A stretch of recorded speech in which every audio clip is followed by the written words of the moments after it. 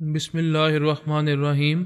गुमनाम हीरोज़ के मुअज़्ज़ज़ नाज़रीन, अस्सलामुअलैकुम। आइए चलते हैं कहानी की तरफ। जब सोनिया अदनान को लेकर जहाज में पहुंच गई तब पोरस ने इत्मीनान की सांस लेकर कहा, खुदा का शुक्र है वो मामा के साथ जहाज में सफर करता रहेगा, उसे कहीं भागने का मौका नहीं मिलेगा। पारस ने हंसते हुए कहा, तुमने तो गजब का बेटा पैदा किया है। इतनी सी उम्र में एक नाक को चने चबवा रहा है, बड़ा होकर लोहे के चने चबवाएगा। वो जहाज रनवे पर दौड़ता हुआ फिजा में बुलंद होकर प्रवास करने लगा। अदनान खिड़की के पास बैठा हुआ था। सोनिया ने इसके सर पर मोहब्बत से हाथ फेरते हुए कहा, मेरा बेटा बहुत अच्छा है, मेरी बात मानता है। मैं जहाँ जा रही हूँ वहाँ मेरे साथ जा रहा है। इसने पूछा, मम्मा हम कहाँ जा रहे हैं? बेटे हम पेरिस जा रहे हैं। पेरिस कहाँ है? फ्रांस में है, मगर मैं तो इटली में जाऊँगा। वहाँ रोम की खंडरात में मेरी मम्मी मुझसे मिलने वाली हैं। सोनिया ने सोचती हुई नजरों से इसको देखा, फिर कहा, ये जहाज सीधा पेरिस जाएगा, उसके रास्ते में इटली नहीं आता। ये अपना रूट बदल कर इटली नहीं जाएगा।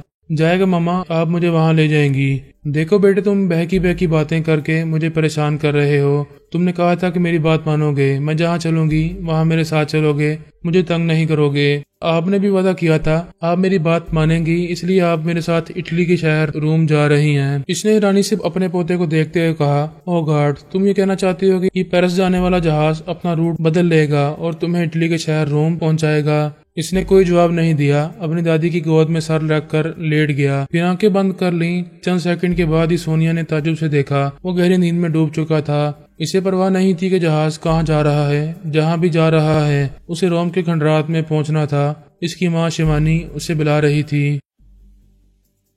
किबरिया को गिरफ्तार करने के बाद इंटेलिजेंस डिपार्टमेंट के डीजी के पास पहुंचाया गया था। वो एक कॉन्फ्रेंस रूम में बैठा हुआ था। इसके सामने कमिश्नर ऑफ पुलिस और दूसरे आला अफसरान बैठे हुए थे। मामला निहायत संगीन था। इस पर टेलीपैथी जानने वाले का शुबा किया जा रहा था। इनका ख्याल था कि वो मेरे बेटे किबरिया को मेरे किसी ख्यालखुनी करने वाले को गिरफ्तार करने में कामयाब हो गए हैं। वो सब खामोश थे, किबरिया से कोई सवाल नहीं कर रहे थे। उससे कहा गया था कि वो भी खामोश बैठा रहे, थोड़ी देर बाद इससे सवालात किए जाएंगे। मैं अपने बेटे के दिमाग में मौजूद था और ये समझ रहा था कि चंडाल जोगी अभी वहाँ है और अपनी मौजूदगी जाहिर किए बगैर बड़ी खामोशी से किबरिया के चोर ख्यालात पढ़ रहा है। चंडाल जोगिया ने सोचा था कि वो सुहागन देवी के पास आने वाला जवान सेहतमंद है, लिहाजा योगा का माहिर होगा। इसके दिमाग में फौरन ही जगह नहीं मिलेगी। इसके दिमाग में जबरन घुसकर ख्यालात पढ़ने होंगे, लेकिन ऐसी कोई बात नहीं हुई। चंडाल जोगिया को बड़ी आसानी से किबरिया के अंदर जगह मिल गई थी और इसके ख्यालात पढ़ने में किसी तरह की भी रुकावट पेश नहीं आ रही थी। इस तरह पहले ही मरले में चंडाल को यकीन हो गया कि वो कोई खतरनाक नौजवान नहीं है। इसके ख्यालात ने बताया कि इसका नाम वाकई हमजा खान है, वो बेरूपिया नहीं है। जर्मनी की एक दवासाज कंपनी में शेयर होल्डर है। इस सिलसिले में इसके पास कानूनी दस्तावेजात मौजूद हैं। चंडाल जोगिया ने इसके अंदर सवाल पैदा किया कि सुहागन देवी से इसका क्या ताल्लुक है और आज वो 5 घंटे तक इसके बंगले में क्या करता रहा है। किबरिया ने जवाब दिया, मेरा इसे बहुत ही पाकीज़ा रिश्ता है। मैं इसे देवी मानता हूँ और ये अच्छी तरह जानता हूँ कि मैं तो क्या, दुनिया का कोई भी शख्स इसे बुरी नीयत से छू नहीं सकता। जो इसे छूना चाहता है वो किसी न किसी अजाब में मुब्तला हो जाता है। चंडाल ने सवाल किया, जब इससे कोई ताल्लुक नहीं तो फिर इसे हर हफ्ते लाखों रुपए क्यों देते हो? इस देवी की कृपा से मुझे करोड़ों रुपए का फायदा हो रहा है, इसलिए मैं लाखों रुपए दान करता हूँ और ये अच्छी तरह जानता हूँ कि वो लालची नहीं है। हम जैसे धनवानों से बड़ी बड़ी रकमें लेकर मुसीबत में लोगों की मदद करती रहती है। तुम आज रात 8 बजे से 1 बजे तक इसके बंगले में थे। 5 घंटे इसके साथ क्या कर रहे थे?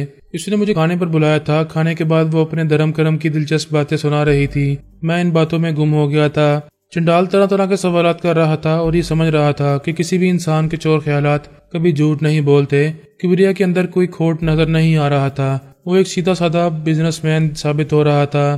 चंडाल जोगिया अपने खुफिया महल नमा बंगले में एक जगह बैठा ख्यालखुनी के जरिए किबरिया के अंदर मौजूद था।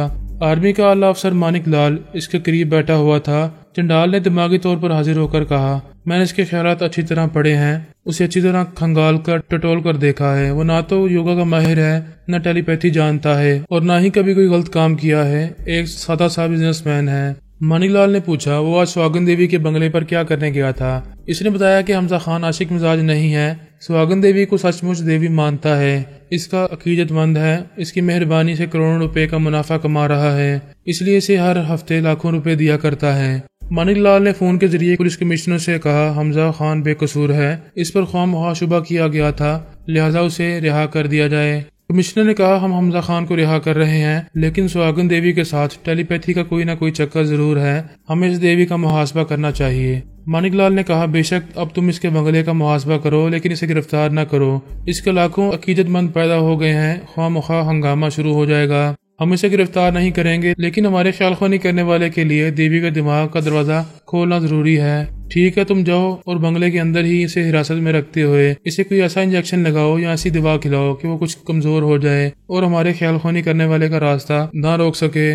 मानिक लाल ने रिसीवर रख दिया। चंडाल ने कहा, मुझे यकीन है कि सुहागन देवी टेलीपैथी नहीं जानती। ख्यालख्वानी करने वाला कोई शख्स इसके अंदर छुपा रहता है। अभी इसके चोर ख्यालात पढ़ूंगा तो दूध का दूध और पानी का पानी हो जाएगा। मैं जीना के पास आ गया। वो आधा घंटा तन्वीमी नींद सोने के बाद बेदार हो गई थी। अब उसे नींद नहीं आ रही थी। दिल में कुछ बेचैनी सी थी, जहन परेशान था, जैसे कुछ होने वाला है। उसने मेरी मर्जी के मुताबिक ड्राइंग रूम में आकर तमाम मुलाजमीन को बुलाया। फिर कहा, मैंने तुम सबसे कहा था कि यहाँ गूंगे बनकर रहो, किसी से कुछ ना बोलो और टेलीफोन भी अटेंड ना करो। अब मैं अपनी ये हिदायत वापस लेती हूँ। तुम सब एक दूसरे से बोल सकते हो और टेलीफोन भी अटेंड कर सकते हो। सिक्योरिटी अफसर ने वहां आकर कहा, देवी जी, पुलिस और इंटेलिजेंस वाले आए हैं, आपसे मिलना चाहते हैं। ठीक है, इन्हें आने दो।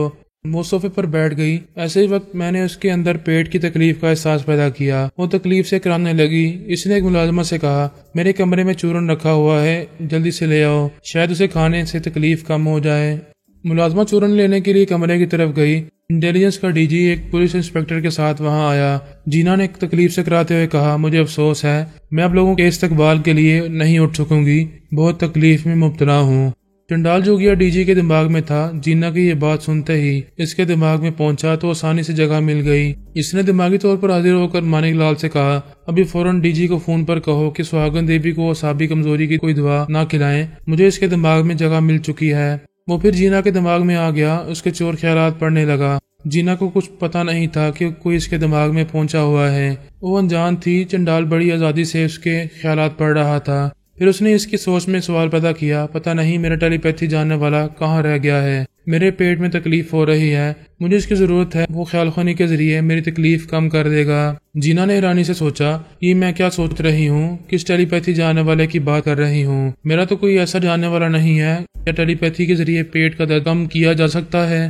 चंडाल ने इसकी सोच में कहा, मेरे पास जो दुखी इंसान आते हैं, अपना दुखड़ा रोते हैं और कई तरह के पेचीदा मसाइल पेश करते हैं, मैं टेलीपैथी के जरिए इन मसाइल को हल कर देती हूँ। जीना ने दोनों हाथों से सर को थाम कर कहा, ये मुझे क्या हो गया है? मैं ख्वामख्वाह टेलीपैथी के बारे में क्यों सोच रही हूँ? ये पुलिस और इंटेलिजेंस वाले भी मुझ पर शुबा करते हैं। मैं इन्हें कैसे यकीन दिलाऊं कि मैं टेलीपैथी नहीं जानती हूँ? मैं अपनी आत्मशक्ति से और भगवान की कृपा से पेचीदा मसाइल को हल कर देती हूँ और कभी कभी नामुमकिन को मुमकिन बना देती हूँ।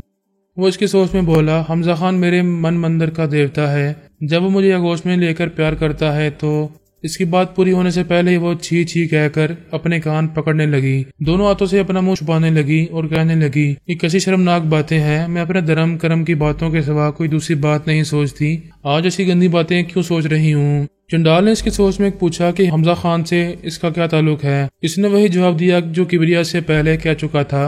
वो तरह तरह से इसके जहन को खरीद रहा था। उसके ढके छुपे ख्याल को पढ़ लेना चाहता था, समझ लेना चाहता था और समझ रहा था। यकीन कर रहा था कि किसी टेलीपैथी जानने वाले से इसका कोई राब्ता नहीं है। यकीनन वो आत्मशक्ति और अपनी गैर मामूली सलाहियतों से लोगों के काम आकर देवी कहलाती है। वो दिमागी तौर पर हाजिर होकर मानिक लाल से बोला, ये सचमुच भगवान की भगत है। कुछ गैर मामूली सलाहियतें इसके अंदर हैं जिनके जरिए ये मुसीबत लोगों के काम आती है। बड़े बड़े धनवान इसे लाखों करोड़ों रुपए देते रहते हैं, जिसकी वजह से ये इस कदर दौलतमंद नजर आने लगी है। मानिक लाल ने पूछा, क्या इसके पीछे कोई टेलीपैथी जानने वाला नहीं है? नहीं, उसने अपनी कुदरती सलाहियतों से दौलत और शोहरत हासिल की है। इसका मतलब है हमारा वक्त ख्वामख्वाह जाया होता रहा। इस लड़की के जरिए हम किसी टेलीपैथी जानने वाले को नहीं पकड़ सकेंगे। इसे भी रिहा करना होगा। नहीं, आप फिलहाल इसे रिहा नहीं करेंगे। वो ईरानी से बोला, क्यों? जब इसका कोई जुर्म नहीं है तो इसे गिरफ्तार करना क्या मायने रखता है? तुम बहुत जल्द भूल जाते हो। तुमने वादा किया था कि सुहागन देवी को मेरी आगोश में पहुंचाओगे। हाँ, लेकिन जरा सहूलत से, आराम से, जल्दबाजी से काम बिगड़ जाएगा। जल्दबाजी कैसी? अभी वहाँ पुलिस और इंटेलिजेंस वाले पहुंचे हैं। इनसे कहें कि इस पर शुबा किया जा रहा है, लिहाजा इसका मुहासबा करने और चंद जरूरी सवालात करने के लिए इसे हेडक्वार्टर में पहुंचाया जा रहा है। तुम चाहते हो मैं इसे हेडक्वार्टर में बुलाऊं? नहीं, इसे किसी प्राइवेट बंगले में कैद करके रखें। मैं राजदारी से वहां पहुंच जाऊंगा। वो लड़की है और नहीं भी है, मैं इसकी अधूरी जवानी से निपट लूंगा। मानिकलाल ने फिर फोन के जरिए डीजी से राब्ता किया और इसे कहा सुहागन देवी को हिरासत में लो, लेकिन इस तरह किसी अपनी तौहीन का एहसास न हो। उससे कहा जाए कि आर्मी के आला अफसरान इससे चंद जरूरी बातें करना चाहते हैं और इनके अपने भी कुछ मसाइल हैं, वो अपनी आत्मशक्ति और कुदरती सलाहियतों से हल कर सकती है। मैं डीजी के अंदर रहकर इसकी सारी बातें सुन रहा था। मैंने जीना के ख्यालात पढ़कर इसके अकीदतमंदों के टेलीफोन नंबर मालूम किए, फिर बारी बारी इनके नंबर पंच करके निस्वानी आवाज में इनसे कहा मैं सुहागन देवी बोल रही हूँ, इस वक्त बड़ी मुश्किल में हूँ। मुझे इंटेलिजेंस और आर्मी वाले गिरफ्तार करके ले जाना चाहते हैं। मैं चाहती हूँ मुझे गिरफ्तारी से बचाया जाए। अब ये तुम समझो कि मुझे कैसे बचाओगे। वो सब दौलतमंद थे, कानूनी लड़ाई नहीं लड़ सकते थे, क्योंकि इंटेलिजेंस और आर्मी वालों का मामला था। इनके सामने बस यही रास्ता था कि बगावत करें। लिहाजा वो इस इलाके में गए जहाँ पहले जीना रहती थी। वहाँ की औरतों और मर्दों को बताया कि इस वक्त सुहागन देवी मुसीबत में है, फौरन इसके बंगले का मुहासरा किया जाए और इसे गिरफ्तार न होने दिया जाए। मुंबई के कई इलाकों तक ये बातें पहुंचने लगी। वहां से औरतें, मर्द, बूढ़े और बच्चे सभी गाड़ियों में बैठकर ट्रकों में सवार होकर इस बंगले की तरफ आने लगे। इस वक्त तक मानिकलाल ने एक योगा जानने वाले अफसर को कहा था कि वो अपनी गाड़ी लेकर जाए, अपने साथ एक मातहत रखे, लेकिन वो मातहत गूंगा बनकर रहे और वो सुहागन देवी को इसके बंगले से एक प्राइवेट बंगले में ले आए। इस आर्मी अफसर को जीना के बंगले तक पहुंचने तक 1 घंटा लगा। इतनी देर में वहां मर्दों और औरतों की भीड़ लगती जा रही थी। ट्रक पर ट्रक और बसों पर बसें आ रही थीं और इनमें से जीना के अकीदतमंद उतरकर पुलिस इंटेलिजेंस के खिलाफ नारे लगाते हुए इसके बंगले को चारों तरफ से घेर रहे थे। कमिश्नर और डीजी बंगले के अंदर थे, चारों तरफ से अपने खिलाफ नारे सुनकर परेशान हो रहे थे। फोन पर फोन खड़का रहे थे, आर्मी वालों से कह रहे थे कि यहाँ मामला बहुत बिगड़ गया है, जनता गुस्से में आ गई है, जीना के खिलाफ कोई कानूनी कार्रवाई पसंद नहीं करेगी और हम यहाँ मुसीबत में पड़ जाएंगे। मानिकलाल ने कहा बंगले के चारों तरफ चंद 100 अफराद होंगे, अभी आर्मी के जवान वहां पहुंच जाएंगे, हवाई फायरिंग करेंगे तो सब लोग वहां से भागते हुए नजर आएंगे। डीजी ने कहा नहीं जनाब, मैं छत पर से देख चुका हूं, चारों तरफ लोगों का हुजूम है, हजारों नहीं लाखों अफराद हैं, आपकी आर्मी वाले भी इन्हें कंट्रोल नहीं कर सकेंगे। मानिकलाल ने चंडाल से कहा बड़ी गड़बड़ हो रही है, जनता लाखों की तादाद में वहां पहुंच गई है, इंटेलिजेंस और पुलिस वालों के खिलाफ नारे लगा रही है, इसकी गिरफ्तारी पर एहतजाज कर रही है। इसने रानी से पूछा 1 घंटे के अंदर इतनी सारी पब्लिक कैसे वहां जमा हो गई। मैं सुहागन देवी के अंदर मुसलसल रहा हूँ, इसने किसी को भी फोन नहीं किया, किसी भी जरिए से किसी को इतला नहीं दी, फिर इतनी सारी जनता को कैसे मालूम हो गया कि उसे गिरफ्तार किया जा रहा है। वो जीना के अंदर आकर इसकी सोच में बोला इतनी सारी जनता यहाँ कैसे जमा हो गई, कैसे उन्हें मालूम हुआ कि मुझे गिरफ्तार किया जाने वाला है। वो अपनी सोच में बोली ये मेरे भगवान की कृपा है, वो मुझे बुरे वक्त में बुरे लोगों से महफूज रखता है। मैंने अपनी जुबान से किसी को कुछ नहीं कहा, लेकिन मेरी आत्मशक्ति इन सब को यहाँ खींच लाई है। चंडाल जोगिया ने दिमागी तौर पर हाजिर होकर मानिकलाल से कहा ये क्या बकवास करती है, कह रही है कि उसकी आत्मशक्ति लाखों लोगों को इसके बंगले की तरफ खींच लाई है। मैं उसकी आत्मशक्ति को नहीं मानता, इसके पीछे जरूर कोई ख्यालख्वानी करने वाला है। उसने इन सब को मुख्तलिफ इलाकों में जाकर इतला दी है और ये सब 1 घंटे के अंदर वहां पहुंच गए हैं। अभी तुम कह रहे थे कि वो आत्मशक्ति जानती है और इसके अंदर गैर मामूली सलाहियतें हैं और इसके पीछे कोई टेलीपैथी जानने वाला नहीं है। इस वक्त भी मैंने दुरुस्त कहा था, अभी दुरुस्त कह रहा हूँ। बात असल में ये है कि सुहागन देवी खुद नहीं जानती कि इसके पीछे कोई टेलीपैथी जानने वाला छुपा हुआ है। वो बहुत मकार है, इसके अंदर छुप कर रहता है और इससे इसी तरह का फायदा उठाता रहता है। वो इससे क्या फायदा उठाएगा, क्या सुहागन देवी को पता नहीं चलता होगा? इसे कैसे मालूम होगा? वो इसे टेलीपैथी के जरिए गायब दिमाग बना देता होगा। इसे किसी तरह भी हिरासत में लेकर इस प्राइवेट बंगले में पहुंचाया जाए। कैसी बातें कर रहे हो, क्या हम लाखों जनता के खिलाफ कुछ कर सकते हैं? कमिश्नर और डीजी से कहें वो इन तमाम लोगों को ये समझाएं कि इस लड़की को गिरफ्तार नहीं किया जा रहा, बल्कि एक जरूरत के तहत उसे आर्मी हेडक्वार्टर में बुलाया जा रहा है। जरूरत पूरी होते ही इसे वापस पहुंचा दिया जाएगा।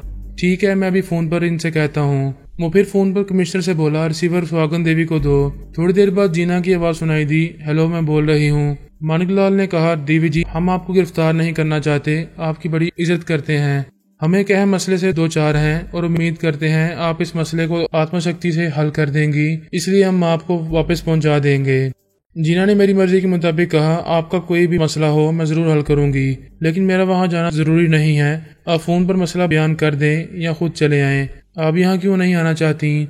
मेरी आत्मशक्ति कह रही है, मुझे ज्ञान हासिल हो रहा है कि बंगले से बाहर जाऊंगी तो खतरात में गिर जाऊंगी, लिहाजा मुझे इस बंगले की चार दीवारी के अंदर ही रहना चाहिए। मानिकलाल ने रिसीवर रखकर चंडाल जोगिया से कहा, वो कह रही है जो भी मसला हो इसे फोन पर बयान करें या हम खुद वहाँ चले आएं। वो अपने बंगले से बाहर निकलेगी। इसकी आत्मशक्ति कह रही है कि बाहर इसके लिए खतरात हैं।